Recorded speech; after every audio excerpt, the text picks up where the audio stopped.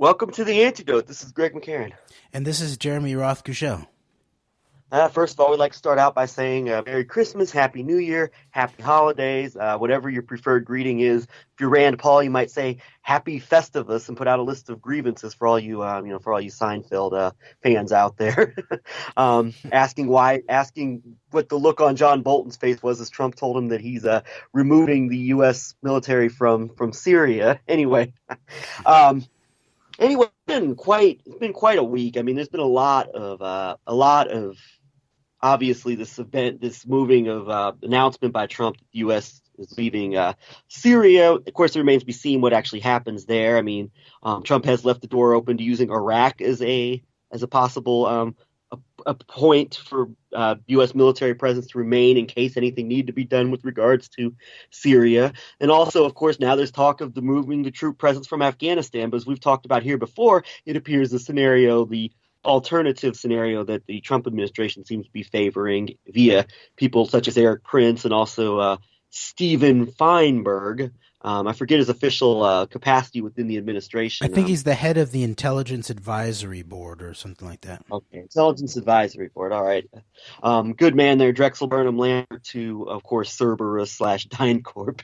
Anyway, the proposals of Eric Prince and Steve Feinberg that the U.S. military is basically replaced by private Blackwater-style contractors. Of course, there was a very ominous advertisement in a magazine. I believe it's called Recoil, which I believe is a magazine that is hunt people who are into hunting and that lifestyle. Blackwater, we are back, we are coming, I think was what it was. And so that's kind of ominous. I don't know if they've changed the name or not, considering they've gone through so many name changes. Yes, they have. But, they're on the Name Past Academy now, and I can't even remember what it is. I can't keep up. Yeah. But anyway, they're coming, and this comes into line, we are coming, and this goes into line with the idea of replacing the U.S. military with I guess what would be sold to the Trump base as a more effective means of fighting the war. And of course, the basic myths and narratives of the war on terrorism and the need to be eternally vigilant against radical Islam that stays alive. Trump's supposed to expose all of that stuff. I'm digressing, but there's a lot of interesting scenarios, a lot of interesting theories out there regarding this troop removal from Syria. We've seen the usual suspects within the DC foreign policy establishment kind of freak out and have a borderline meltdown over this. Obviously, your Bill Kristol types and various other aspects of the split within the neocon kind of Republican hawkish class that more or less represents those who want to maintain U.S.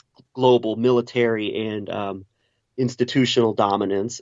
And so, but on the other hand, while there's a big victory lap, you might say, within so much of the alternative media, Trump's finally fulfilling his promises. America first, America's leaving, and Trump's going to bring the wars to an end. There are some other scenarios out there that are out there as possible explanations for this. I'll name just one here, and this is not something that that we can verify as fact. I think it's valid and it should be put out there just as much as any other theory, because this would explain the Trump's willingness to keep troops in Iraq, as well as how Trump, who has been by far the most pro-Israel, most favorable towards Israel, towards policies of Zionism of any American president in history, quite frankly, how it could explain these factors. And that is there's a tweet from Jake Turx. Jeremy, you want to explain who Jake Turx is real quick? Yeah, he's the journalist for this online magazine called AMI, I think it's called, right? And he was also this key journalistic figure that Trump called on. And it's hard to imagine that Trump didn't know who he was or have some sense of when he called upon him.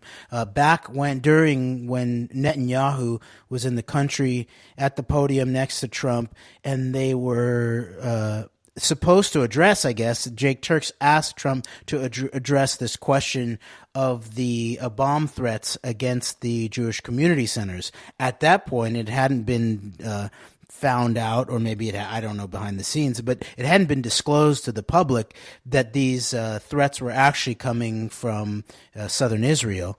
Ashkelon, and we still don't have the full story on that background. And Michael Kadar is this teenager who is an Israeli American. He's said to have done these hundreds of bomb threats, basically working for cryptocurrency, made basically millions of dollars in Bitcoin and other cryptocurrencies in exchange for these kinds of threats that shut down Jewish day schools and community centers, and was really a part of the big opening rise in many ways, what you would in terms of the early Trump administration, and this the growing sentiment that this was also the opening of the doors for the alt-right and the white nationalists and the Jew haters, and they were all marching towards the Jewish community centers and toppling the gravestones at the Jewish grave sites.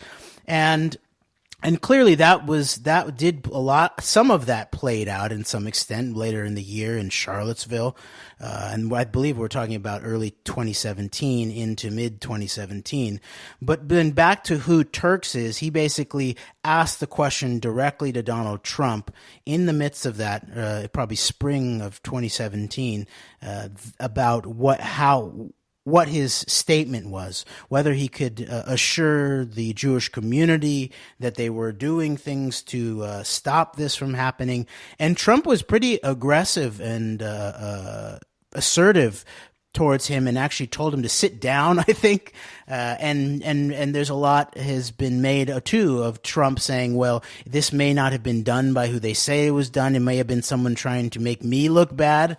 And so that was interesting, and parts of that did play out. And I don't know if it was to make Trump look bad. So there's that narcissistic aspect of Trump as an asset going on there. But Turx really did play this key role in terms of when Netanyahu was there, and to put this question to Trump, and for Trump to have picked him, and then Trump to tell him to go sit down. So I don't know if it didn't end up the way that they all were planning to, or what, but that's who he is, and he definitely has some line inside aspects of the White House. Yeah, I believe Turx and his son both showed up at some type of White House event wearing, it may have been like a White House equivalent or correspondence equivalent of like bring your child to work day. I'm not sure. They both showed up with their MAGA hats. And I know that Jake Turx seems to represent a community that would be very influential within the elements of the extremely conservative, Orthodox Jewish community that is very supportive of Trump. You may even say wouldn't surprise me if he had connections within even something like the Chabad movement. Of course, we know about the long-standing Donald Trump family Kushner connections to the Chabad movement, and how that links a lot of this Russia angle into this whole scenario that we're seeing play out right now. But I would take Jake Turx's word as serious as anybody else's. I would give his theory as much consideration as anyone else's. And so on Christmas Day, actually, the 25th, Jake Turx put out a series of tweets promoting an article that he'd written for this Me magazine. I think the article might be behind a paywall, but if you see the tweets, you can see you can get the basic gist of what Jake Turx is claiming here. Jake Turx claimed that he had received word from sources within the administration that the Trump administration's pullout of troops from Syria was actually done at Israel's request, and that this was so that Israel could launch a winter offensive against Hezbollah, and that General Mattis was opposing this move by Israel, I guess, to launch an offensive against Hezbollah. And so that was the reason that Turx is claiming for the resignation of General Mattis, which honestly would fall into line with the scenario where you've seen other people fall out of favor within the administration, within the national security community, as far as those who are responsible in positions like that of those who have not been very much on board with some of the more harder line pro-Israel policies taken by the Trump administration, including things such as the embassy moves, some of the moves to cut off aid to Palestinians that we've seen around the board, even the Iran deal, for example, where you've seen people removed from the administration that were not really very friendly to these policies and replaced by people who are much friendlier, such as a John Bolton, for example. So this fits that line of thinking there, and that's perhaps maybe Mattis being opposed to something like an offensive against Hezbollah would be perhaps the icing on the cake for someone like him. And of course, a lot of pro-Trump people within the alt media will just simply take this as another, deep state puppet who wants the U.S. military everywhere in the world, as being moved out of the equation. I think it could be more nuanced than that. And what really stoked my flames of interest into this Jake Turx tweet was listening to Carolyn Glick on Breitbart Radio. Carolyn Glick is the deputy managing editor of the Jerusalem Post, so I would definitely look at her as somebody who is extremely influential. American-born, went to serve in the Israel Defense Forces. She currently lives in Israel. As I said, deputy managing editor, Jerusalem Post. It's one of the top positions there. She was asked about this Jake Turx article on Breitbart Radio, and she said that, I don't know, I can't verify it, but it makes sense. And she basically portrayed the U.S. military presence in Syria at these particular bases in question as actually being a detriment to Israel, and that she said that the U.S. military presence there was basically there as shields or as proxies for Iran, and that the U.S. military presence was keeping Israel from launching, from really putting up any sort of real opposition to Hezbollah in the region there in Syria. So that's interesting. And I noticed that, like with so many other things here with Donald Trump and things he does as related to foreign policy, whether it comes to Russia or Syria or anything else in this whole geopolitical scenario, that once again, you get the impression that it's just across the board condemnation of Trump from everybody in the establishment. But once again, here, I think that this is another case where you can see some of these reactions. And it seems that a lot of the anger from people like Carolyn Glick and those who seem to represent the actual national security interest of the Israeli government and acting on behalf of Israel in terms of presence in the U.S. media, that their anger is not so much over the troop pullout in terms of this is going to hurt Israel or hurt whatever policy we have in place, but that the deal was actually said to be done with Erdogan of Turkey, although this whole story here by Jake Turx kind of brings that into question as well. So I just think this is something that it should be looked at. I'm not really seeing it discussed very many other places. I think it's as valid as any other theory. And once again, this goes to show that the whole idea that everyone is just in lockstep unison against Trump's moves within the political establishment or whatever other media or whatnot, that's not really, when upon further examination, that's not really the case. So I'll let you express some thoughts on this before we move on here.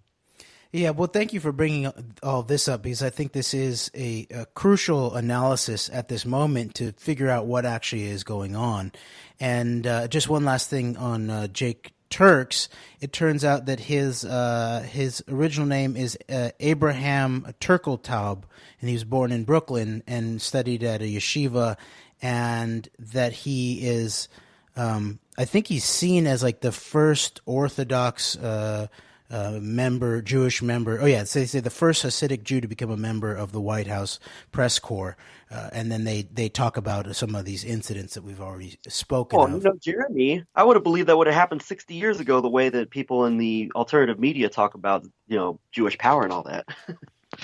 Which then leads into this question of, if this is really the case in terms of this Turx leak or whatever, and this backing up by Carolyn Glick, and you're right, like Carolyn Glick, it's hard to find another more pure mouthpiece of this hard right reactionary so-called national security point of view coming out of Israel. The kind that really backed Trump from early on and continues to back him despite all of the hand-rigging by those not in the know either in the Jewish community.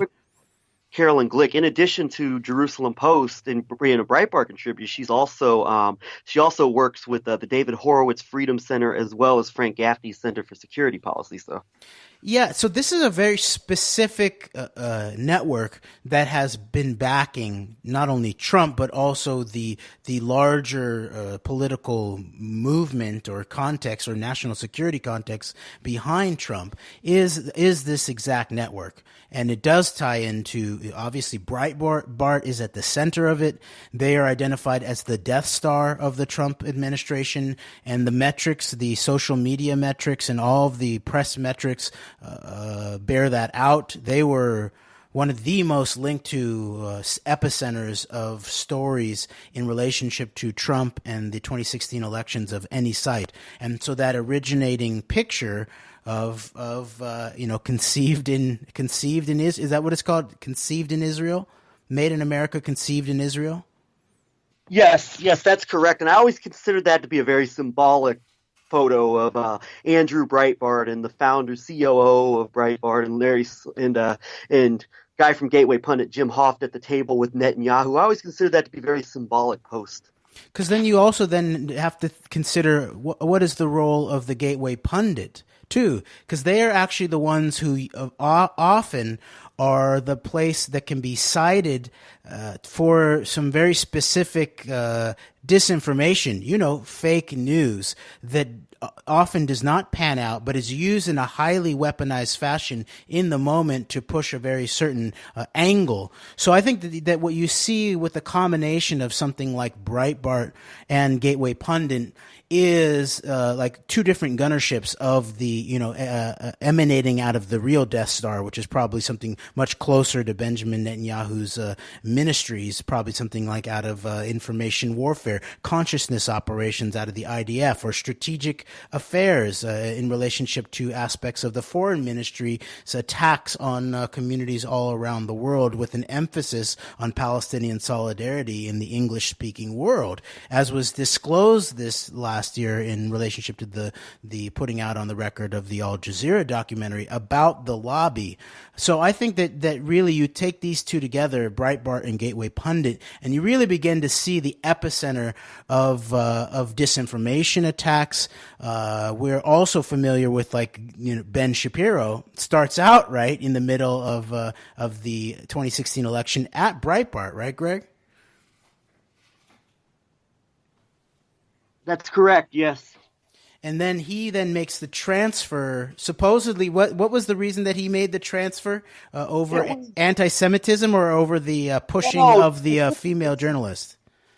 That was the specific incident. Corey Lewandowski, Breitbart refusing to defend Michelle Fields after she alleged that Corey Lewandowski physically assaulted her at a campaign event. And then from there, he mainly became a critic of Steve Bannon, although in the entire process of this, I will note that he never once, he always defended Bannon and Breitbart from specific accusations of anti-Semitism. But, Shapiro's also been portrayed as a never-Trumper. He's kind of a convenient, go-to scapegoat for supporters of Trump to point to as the enemy, when in reality, Shapiro is actually supportive of Trump probably 2/3 of the time. So yeah, Shapiro in some way could be seen as the voice of conscience on the Jewish alt-right in certain ways, but in other ways, if you've seen it in a more cynical way, which I think that you have been inclined to, right, Greg? You didn't actually necessarily believe the stated reasons for the Shapiro split from Breitbart, and I'm completely open to considering that, because if you actually look de facto, what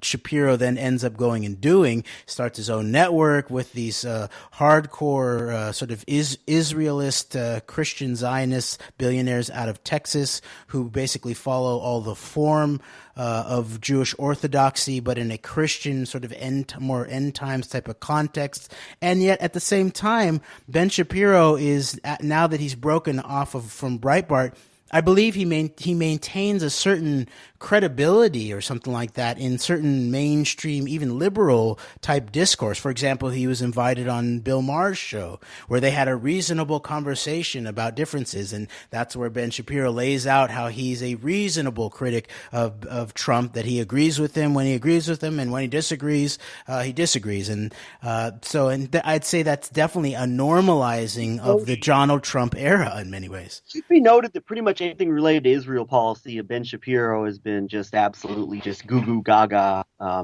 excited over. So And where do you also see him pop up? You also see him pop up, I believe, on Joe Rogan's podcast. And then they've created basically a network in many ways. This sort of some of the people sort of centering or the epicenter of Joe Rogan. I believe it was called the dark web, right? Is that what it was called in the New York Times? But people like Jordan Peterson or Sam Harris. But then increasingly it includes people like the ex-progressive Dave.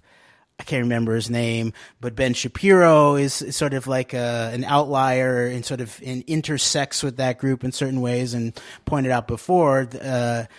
Well, actually, I don't believe that we talked about it here, but when we were doing impersonations, pointed out that Ben Shapiro had Tucker Carlson, the sort of reformed neocon, the sort of the neo-peacenik maybe, or the neo-nationalist of some sort, that Tucker Carlson has become recognized as in the Trump era. And Ben Shapiro hosted Tucker Carlson, I believe, on his show, where they did have, I'll admit, a very interesting conversation about things like the economics, the economic destiny of the United States. And Tucker Carlson really did articulate some authentic economic populist points of view, and I believe definitely made Shapiro showed the weakness of Ben Shapiro's economic beliefs very, very clear. So there's all of that, and in a certain way, then this then hints at this issue that we've been working to analyze and uncover for basically since the very beginning of this Donald Trump administration, of what we called a split, a neocon split. And I still haven't seen this really unpacked in many, if any, other sort of areas of the mainstream media, of alternative media, of different potential analytical institutions that seem like they would be interested in this. And I believe it's fairly explanatory. It makes a lot of things make sense if you are able to not just sort of do reactionary epistemology. As I'm beginning to assume that large portions of what we thought was things like the Patriot movement or the Truth movement even are basically just based on a combination of psychographic warfare, primarily in terms of alt media directed by strong centers, certain intellectual centers and warfare centers out of mainly Israel and Russia more and more. So there's that aspect, but then there's this reactionary part of it. The psychographics is basically you get certain people who are in the so-called alt media or who see themselves as sort of like the anti-imperialist progressive sets or left radicals, all the way in this sort of horseshoe theory that's been articulated mainly by sort of maybe Russiagate a little bit myopic groups of the resistance and people who believe that Hillary Clinton got jilted and everything would have been much better under Hillary Clinton. Those groups talk a lot about this horseshoe theory in the age of Trump, where you have the aspects of the left and aspects of the right united in a certain kind of propaganda that seems to buttress the legitimacy in certain ways of Donald Trump, even while there being sort of soft critiques of him from both the left and the right, from anywhere from, Jimmy Dore to Mike Cernovich. There's increasingly criticism of Donald Trump, but the legitimacy, meaning the undermining also of this actual investigation, what we've, sometimes called Mobgate, that's the Russia collusion investigation that's much bigger than Russia, but that also does run through Russia in a very significant and, fixed point way, meaning it ties into the actual security apparatus of Russia, but it doesn't end there. And it probably doesn't even begin there, too, because I think that we have been correct in many ways in thinking about Russiagate as many ways emanating a lot from Israel and the interests of a certain so-called national security set in Israel. But I think that if we look back over our time doing the antidote over the last 2 years, that's been maybe one of the biggest changes, evolutions. I'm sure some people who have listened to us believe that it's a devolution of some sort, that we've become more analytical and open to this question of Russian active measures, of Russian propaganda, and that doesn't, I mean, we were joking around before we recorded, Greg, where I was imitating Nigel Farage and basically saying, well, what do you want? Do you want the truth about election rigging, or do you want World War III? You have to, those are a package deal.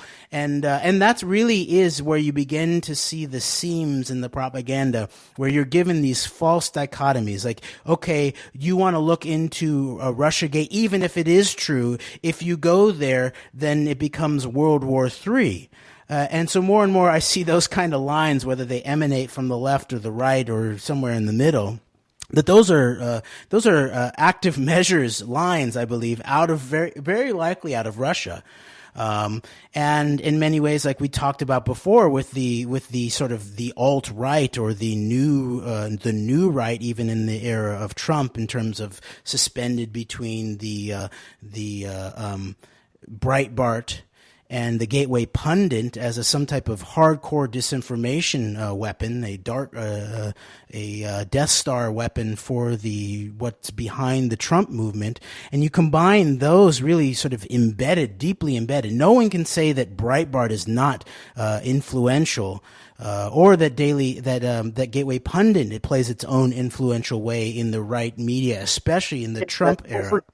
Don't forget Drudge Report. Of course, Drudge made his name breaking the Monica Lewinsky, the Clinton Lewinsky story, but basically on behalf, I think you could argue, with the benefit of hindsight, on behalf of a combination of Israel as well as this what Hillary Clinton, in one of the few honest statements she's ever made in her life, coined the vast right-wing conspiracy here in the U.S., exemplified through think tanks, outfits such as the Council for National Policy. And that was, of course, Andrew Breitbart's mentor was Matt Drudge, and I don't think anybody in their right mind should ever argue that Drudge Report is not influential either. So, and also I would throw in there as well WorldNet Daily, where you have a Breitbart WorldNet Daily alum Aaron Klein went on to become the head of the Breitbart Jerusalem Bureau. So you throw those sites in there as well.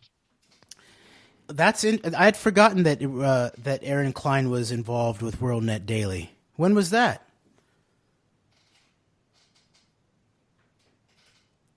He was a senior writer for WorldNet Daily for years. Probably, I don't want to say an exact number of years because I don't know. Probably for close to a decade. Then November of 2015, Breitbart had its Jerusalem bureau, and he became the head of it. But I mean, he was writing a lot. Him along with Jerome Corsi at WorldNet Daily, and I wonder what Paul Sperry, now with the New York Post, was doing at this time as well. But Aaron Klein and Jerome Corsi kind of formed a 1-2 punch in promoting some of the more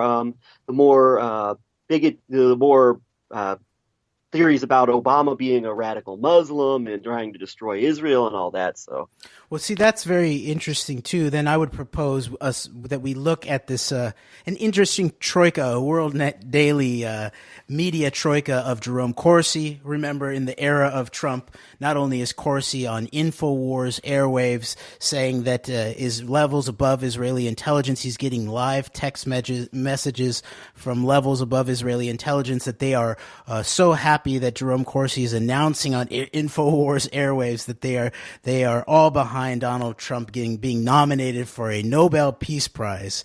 And this is, of course, also in the run-up. The very next year, you see Jerome Corsi talking about creating the meeting between Henry Kissinger and Donald Trump for a new functional Middle East policy. And folks should go look at the work that we've done in terms of breaking down, exposing, and analyzing the meaning of all of that, how it might tie into the idea of the mega group, a group of heavyweight Jewish Zionist billionaires from North America that tie in very directly with maybe something that like Corsi is referring to as intelligence above Mossad, that he's live on InfoWars airwaves in the early parts of the transition really into the Donald Trump administration, talking to Alex Alex Jones about. But so you have Jerome Corsi, who was during this Trump years, even though these loyalties, these rat loyalties amongst people like Jerome Corsi and Alex Jones and Roger Stone are beginning to break down, as you pointed out this morning to me, Greg, that on Instagram. Roger Stone, by the way, should be pointed out, Roger Stone referred to on InfoWars, I believe, used a similar phrase, Israeli intel, highest levels of Israeli intelligence, and wonder what that means when he referred to broke the story of H.R. McMaster criticizing Donald Trump and basically calling him a moron in front of Israeli intelligence agent from Oracle, Safra Katz. So. Very interesting, and also how that can be analyzed in relationship to the Soros narrative in terms of McMaster as an agent of Soros, in terms of how he was being attacked. And so that's very interesting. So you have, just this morning, you have Roger Stone. I don't know if it was just this morning, but you pointed out this morning to me, Greg, that Roger Stone is on Instagram basically calling Jerome Corsi a dirty, dirty rat. You know, he's teamed up with Mueller to tell lies about me. He's turning out to be worse than Cohen. You know, like all of that's going down. But remember, before that, Jerome Corsi was representing InfoWars, Alex Jones, and their newfound relationship with Roger Stone in D.C., in the D.C. bureau. He was the head of the InfoWars D.C. bureau. Jerome Corsi was, right? Okay, there's WorldNet Daily.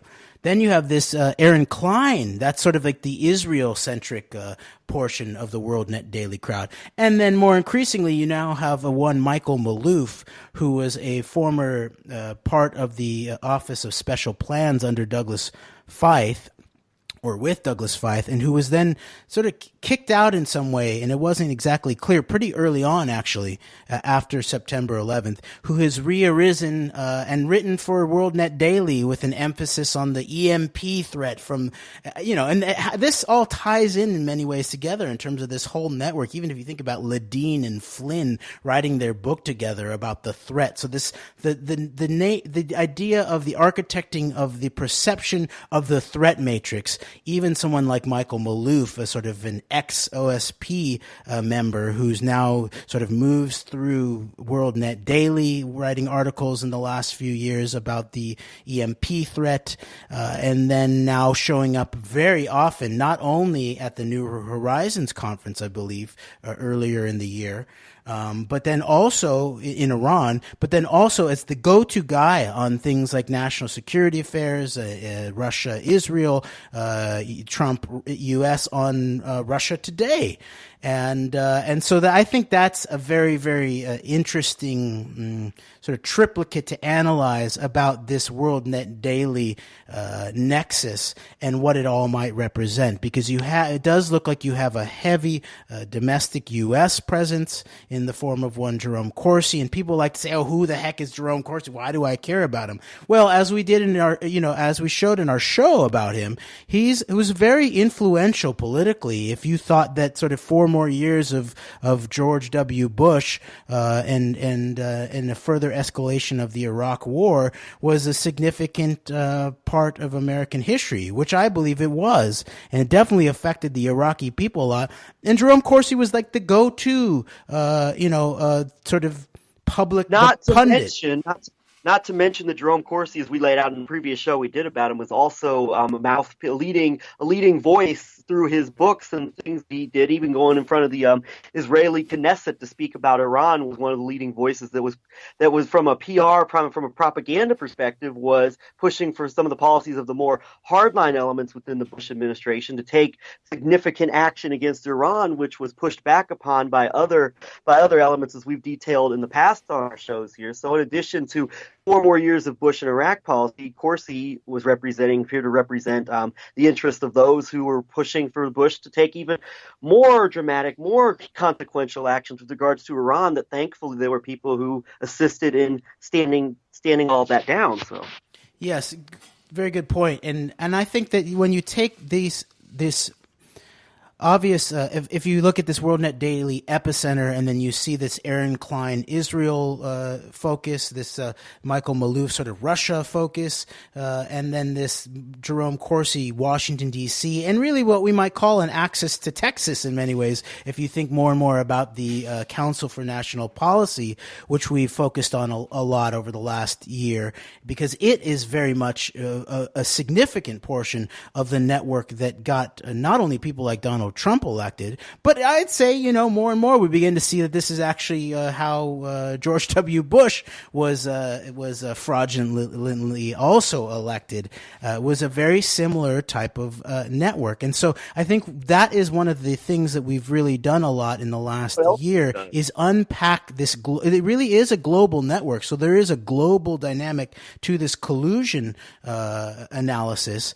And it's very, very heavily tied into this CNP, DC, an alternative, insider, an alternative swamp in DC, tied back into this old school, sort of old boy Texas network, obviously most exemplified in the modern moment by Alex Jones, but goes back to the founding of the CNP in the Hunt brothers. Is that correct, Greg? Yeah, I believe so, and I believe you're right. And another thing that this does with the Texas connection is this also helps to make sense of people who are confused by Trump's sudden complete kiss and make up with Lion Ted Cruz. This explains that as well, this kind of the CNP Texas kind of Breitbart Israel connection as well. Yes, and what's so interesting too here that just popped in my mind was this, that part of what was laid bare by the I believe the DNC leaked emails or hacked emails, and we're still interested in the more public debate about those questions. More and more, I'm leaning towards hacked, actually, in terms of legal documents and more serious explanation of a lot of that. But we'll put that aside for now. What was disclosed, I believe, in that also was this issue of the Pied Piper strategy of the DNC, right, which put forth the people that they supposedly wanted Hillary to run against was the Donald Trump, Ted Cruz, and Ben Carson. And what you see more and more is that not only was this sort of the partially manufactured split or between Donald Trump and Ted Cruz, where everyone was saying, "Oh, look at Donald Trump is a truth teller. He's telling the truth about the JFK assassination and Ted Cruz's dad." And and even back then we were pointing out like this sort of shows you, first of all, the potential power of actual truth telling in politics. That even when Donald Trump would tell these sort of like barely even half truths, more like red herring, sort of suggestions, really, in a certain way, or limited hangouts of some sort, he would knock people out of their campaigns. Basically, he would basically just say something like, Jeb Bush's brother was president when 9/11 happened. That would knock him out. Or, Ted Cruz's dad was a part of the JFK assassination. And although it explained absolutely nothing about who actually did it and why, those two things would actually help knock these people out. So it really did just show the potential power, I would say, of truth-telling in politics, which I would say is the actual core principle of our political strategy in terms of what we do at the Antidote. Is we believe that a politics that is actually based on an analysis of the truth of our political reality is not only where you have to start if you're actually interested in the truth at all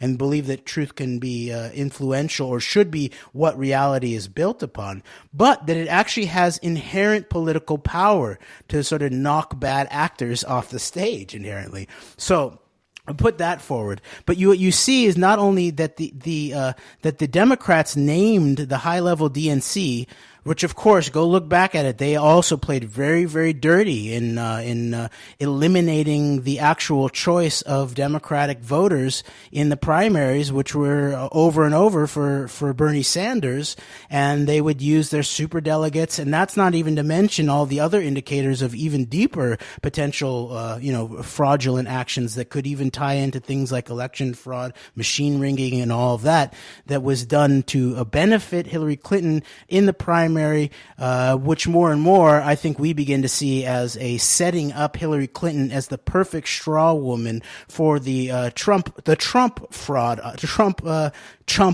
pump and dump fraud operation in many ways. But my final point in terms of this DNC stratagem of the Pied Piper strategy is that when you begin to actually look into the actual operative networks, the political operative networks of those three, of Ted Cruz, Ben Carson, and Donald Trump, you begin this actual network that's still being investigated in relationship to this issue of collusion really begins to stand out. And so I would sort of maybe redirect our attention there. And then finally, Greg, before I pass it back over to you, I just wanted to further lay out what I was referring to in relationship to this neocon split that we laid out pretty early last year in 2017, I think, as our hypothesis to explain why there was this, first of all, this never Trump aggregation of a lot of these neocons who we recognize from the George W. Bush era.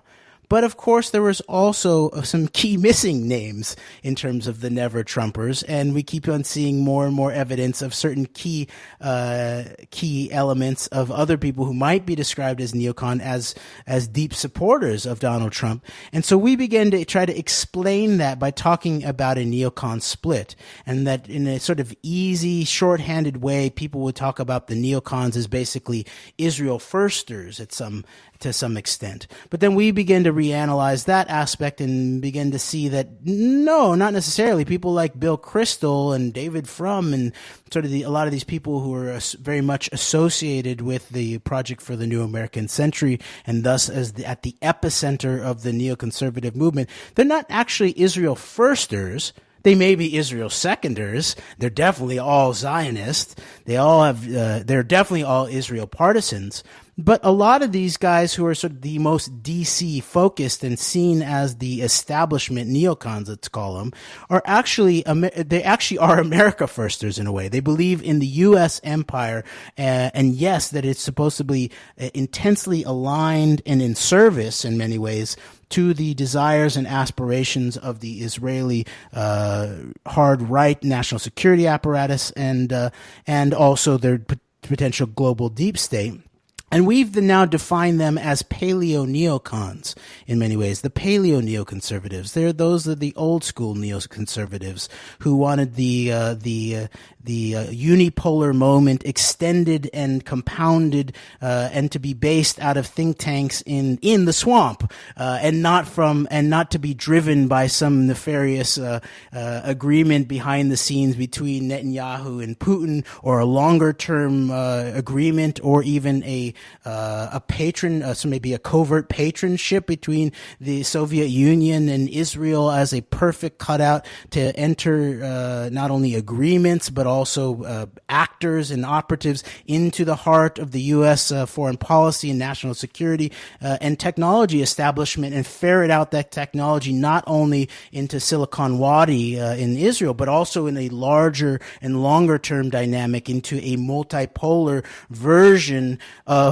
a global empire with much more the Silicon Wadi at the epicenter of it, and thus new patrons for Israel in the form of China and Russia. And those relationships go way back, and they were just a little bit more covert in back in the day, but anyone who had an eyes to see could have identified them as we moved forward. And so anyone who wants to look at all of that history should definitely go look at Brendan O'Connell's work and also at Joseph Davis's work at Securing Our Interests, and all of the very interesting articles that have been written by people like John Swin and Cheyenne over there.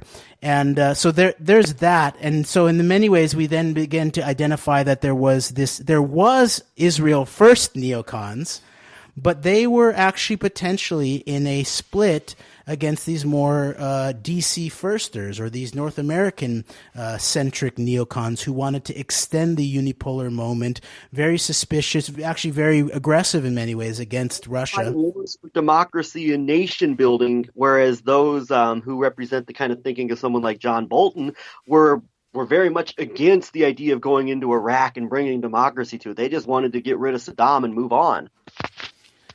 Yes, and you very much have pointed out too, Greg, that there's a difference that maybe is not really that much of a difference in terms of the people on the other end of the bombs and the bullets of these imperial actions, but that this split of neocons has a cultural or a propaganda split in it too, in terms of what you just described, where you have these paleo neocons articulating this issue of democracy and nation building, democracy building, and nation building as part and parcel of a larger national security project, is the way that they put it, and then these more blunt, sort of less culturally sensitive, maybe we might call them, the neocons, where they tie very much, as we see more and more, to things like white nationalism or white Zionism.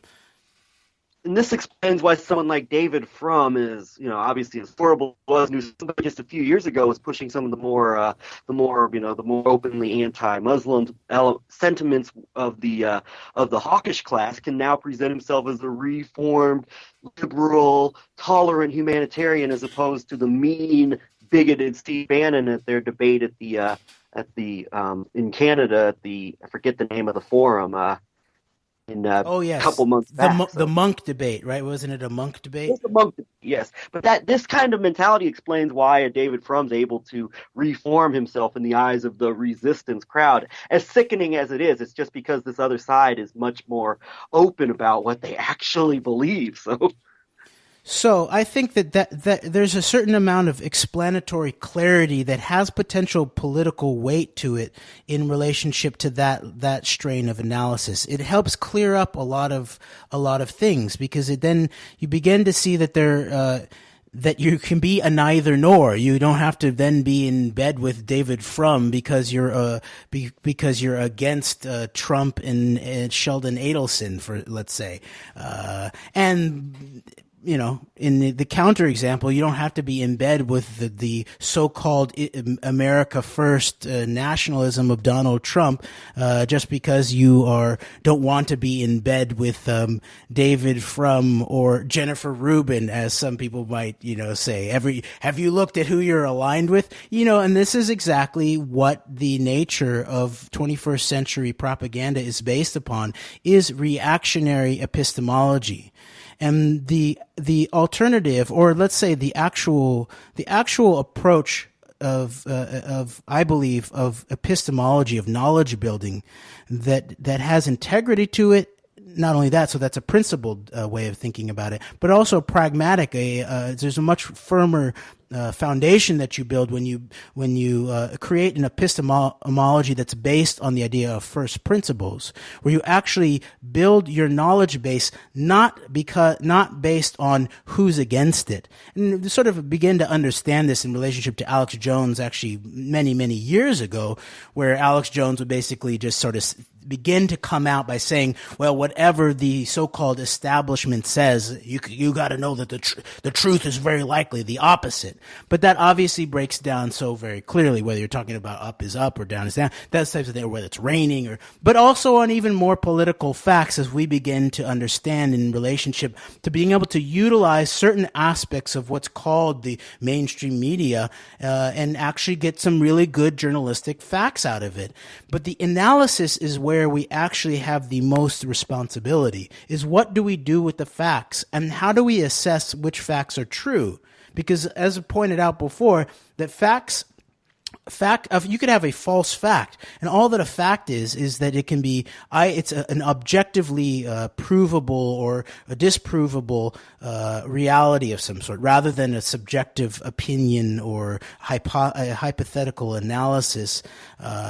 So you can have, like, black propaganda would usually be based on false facts, and that we do see a lot of that emanating from this Breitbart to Gateway Pundit kind of nexus that ties much more deeply into these sort of CNP network operatives. So that's one other thing that I think we really have, really focused on a lot over the time of the antidote, not only over the last 2 years, but increasingly in this last year. And then one last thing I wanted to put on the table that I think that an analytical framework that I believe that we put on the table that can be helpful to understanding this. And this ties back in to where we started this show, which had to do with the Jake Turx revelation of the potential that this Trump pullout out of Syria was actually maybe not only not dissuaded by the Israelis, but might have even been an Israeli preference to clear out U.S. soldiers, to sort of disentangle U.S. soldiers from a potentially aspects of an increased Israeli target set and battlefield targeting aspects of Hezbollah potentially. And that would be that this we went back and actually read the document of what so many people, and especially in the sort of anti-Zionist alternative media, will talk about, the clean break paper. It's these two big sort of articulated doctrines. Each of the last sort of of the 90s and the 80s is the Oded Yanon so-called plan. It was really sort of just a report of something, of a proposal in the 80s, and then the Clean Break plan, which was a white paper really created by more and more, I think we can see, Israel First, American-based neocons for the incoming Netanyahu government in 1996. And when you actually read the text, you actually begin to see that the simplistic, clapping of people like Ryan Dawson in sort of drinking neocon tears because Trump is allegedly going to pull out 2,000 or 4,000 U.S. troops out of Syria. And this, of course, is after, hundreds of thousands of people's lives have been killed, ended, and maybe millions destroyed. If you think about the destruction of the destabilization of the country and all of the, artificed migration and disruption of people's living spaces that was created by it. This has already been taking place. It's already been successful in many ways. And so drilling down on this, what we found out is you go to the actual words, and this would be that network of neocons that would very likely, in many ways, support Donald Trump. This would not be... Real quick, I will throw, and I don't get off your time here, but real quick, I'll throw the name David Wormser in there as well. And it really remains unclear exactly what David Wormser thinks in the age of Trump. One of the two main architects of the clean document. David Wormser, the only time we've heard from him in the Trump administration was it was cited in an article he was emailing Newt Gingrich about people who Rex Tillerson needed out of the department, including opponents of the Iran deal. So. Yes, and so your audio got a little bit garbled there, but you were talking about how Wormser was who was he communicating with? Newt Gingrich, I believe. Oh, with Newt Gingrich about the Iran deal. And Newt Gingrich, I believe, for a time, his foreign policy advisor was William Luty, who I believe he may have been the head of the Office of Special Plans. So. There you go. And I think Newt Gingrich increasingly becomes a critical figure to understand here. Remember how he's pretty friendly with this whole Trump operation. He was about to be in the Trump government, and he's increasingly needs to be looked at as a critical player if you look back, into the Republican 90s and then on into the neocon aughts, really. So then just wrapping up in relationship to looking at the Clean Break document precisely, it really does describe what we're seeing here in a way that would also explain that the withdrawal of U.S. troops from Syria, way after the what was termed rolling back of the Syrian government. And it was distinguished very specifically from what the intent against Saddam Hussein in Iraq was, which was explicitly overthrow, regime change. And obviously we saw that. But in Syria, it did not talk about regime change specifically.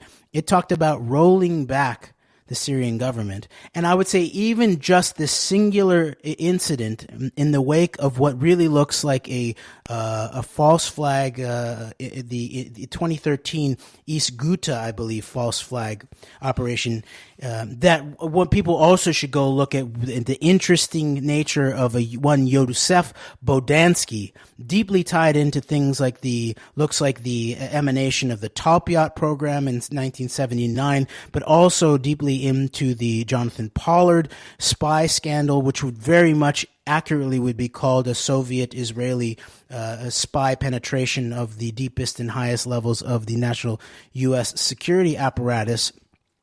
But you had Joseph Bodansky in globalresearch.ca from Michelle Trosudovsky, really, someone who's seen in many alt media spheres as having outed a lot of 9/11 and the deep state conspiracies of the West.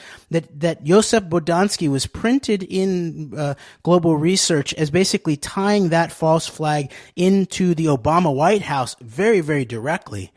And no matter what the truth of all of that is, and I would say that the truth of all that probably is very much look at where Joseph Bodansky comes from. He comes from Israel, and it's very likely that there was something very similar going on to what was done in the 80s by the Israelis, where they were planting projection, sort of falsifying SIGINT devices. They called it a Trojan horse in Libya, that was then used to transmit messages, then to be picked up by the NSA to then launch attacks on Gaddafi and to blame the Berlin discotheque bombing that killed Marines on Gaddafi too.